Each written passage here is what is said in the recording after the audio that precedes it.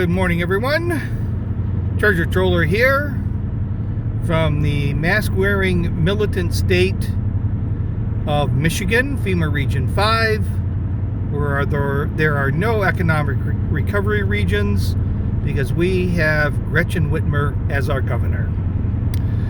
So today, this vlog anyways, is sort of in response to a comment that was left on one of my last two vlogs. And their comment was they thought that I would say once Kamala became president, when the dementia in chief was convinced to leave the Oval Office and Kamala took over, that I would be pressing for Hillary would become vice president. Well, I don't. It was a good comment. I mean, I pushed Hillary Clinton quite hard in the belief that she would be the nominee. It didn't happen. It should have, but it didn't. So that did leave me with a question of who would be the eventual vice president. And it was something that I had thought about. I still don't know, but when thinking about this, something was becoming rather ominous in some of the online sites. And that was, of course, they started talking about the Dementia Chiefs COVID Council. And they mentioned a couple of people on there. One was Ram Tutu Emmanuel, his brother, was going to be on it. And another who was going to head it, was going to take Dr. Fauci's place, was part of the Obama administration. Now, there were two people that I can think of offhand. So then there was an article that came out the other day about potential candidates for Biden's committees or chairs. And it was rather interesting. They had mentioned Pocahontas for Treasury.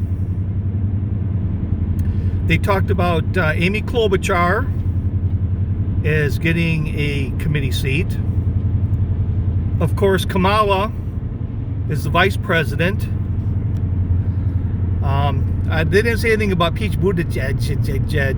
Didn't say anything about him. And Bernie, I'm not sure. Now, actually, Bernie might be the VP candidate. Now that I've thought about it for a second. And I thought it was rather interesting. I mean, when you think about how all of these people got out of the way for Joe Biden, they all dropped out for Joe Biden. And who was the biggest holdout? Well, that was Bernie Sanders.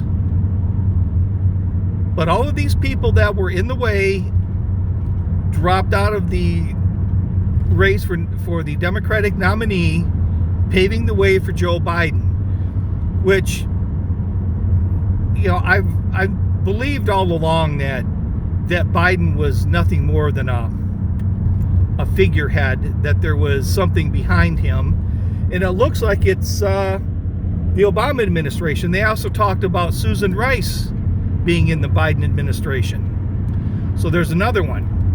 But the individual that had the most to lose and now has the most, and essentially the most to gain, had Biden won, would have been Bernie Sanders. So I guess my guess is going to be Bernie Sanders.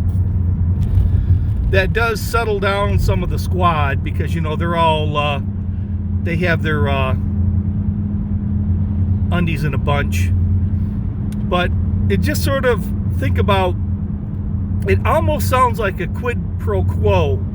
That if you give up you step out of the race, we'll give you a chairman seat or a committee chair or whatever, a cabinet position, that almost sounds like a quid pro quo.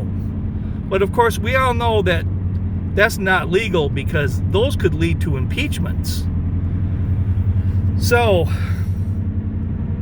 I guess it's becoming just rather, to me, more obvious that this whole thing was being run by Obama and his group. I still don't understand why they picked Biden to do this, other than he's easily removed maybe.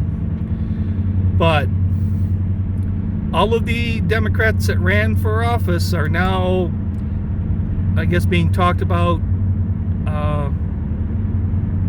being heads of committees.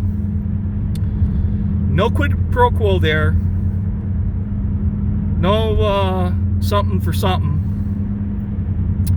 And